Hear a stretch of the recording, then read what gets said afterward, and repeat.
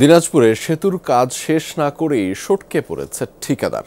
এতে আত্রাই নদী পারাপারে ভোগান্তিতে বীরগঞ্জ ও খানসামা উপজেলার মানুষ। ক্ষতিগ্রস্ত রয়েছে কৃষি অর্থনীতিতেও। এলজিডি বলছে নির্মাণ সামগ্রীর দাম বৃদ্ধি সহ নানা অজুহাত দেখাচ্ছে ঠিকাদার। চলেছে চুক্তি বাতিলের প্রক্রিয়া। Double million offer Walton fridge কিনে পেতে পারেন 20 লক্ষ টাকা, রয়েছে কোটি কোটি টাকার নিশ্চিত উপহার। দৃশ্যটা দেখতেই কেবল সুন্দর, বাস্তবতা ঠিক তার উল্টো, যেন আলোর নিচে আধারের গল্প। দিনাজপুরে আত্রাই নদীর জয়ন্তিয়া ঘাট 2018 সালের 25 সেপ্টেম্বর 450 মিটার দৈর্ঘ্যের সেতু নির্মাণ শুরু করে এলজিইডি। কাজ পায় ঢাকার ঠিকাদারি প্রতিষ্ঠান মেসার্স সুরমা এন্টারপ্রাইজ। চুক্তি অনুযায়ী 2021 সালের এপ্রিলে কাজ শেষ হওয়ার কথা।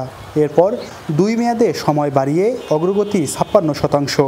বাকি কাজ রেখে 1 বছর আগে চলে যায় ঠিকাদারি প্রতিষ্ঠান। আমরা খুব সন্তুষ্ট ছিলাম যে ব্রিজটা হবে, আমাদের উপকার হবে। 1 বছর কাজ করছে, করার পরে আরেক বছর কাজ একটু করার পরে ধীরে ধীরে সব মালপাতি টাইনা চলে গেছে। কন্ট্রাক্টর বলেন, ইঞ্জিনিয়ার বলেন, সবাই পালিয়ে চলে গেছে 2টা পাহারাদার রেখে। নদীর এক প্রান্তে খানসামা, অপর প্রান্তে বীরগঞ্জ উপজেলা। শুষ্ক মৌসুমে স্থানীয়দের ভরসা কাঠের তৈরি সাঁকো, পারাপারে আবার দিতে হয় টোল। বর্ষায় একটি নৌকাতেই ভরসা।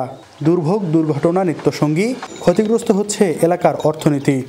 যখন পানি ভরপুর থাকে তখন নৌকার জন্য অপেক্ষা করতে হয়। একটা নৌকা লোকজন নিয়ে এদিকে আসে, ওইখানে আবার দাঁড়াই থাকতে হয়, থাকি আবার নৌকা ঘুরে যাই, তখন আসি। 5 কিলো রাস্তা, মোটামুটি আমাদের প্রায় 30 কিলো রাস্তা ঘুরে যাওয়া লাগে, খানসামা দিয়ে অথবা 10 মাইল দিয়ে ঘুরে যাওয়া লাগে। কৃষকের মাল বাজারও ধরতে পারতেছি না, এখানে কৃষকের কেজি প্রতি 2 টাকা কম পাচ্ছে।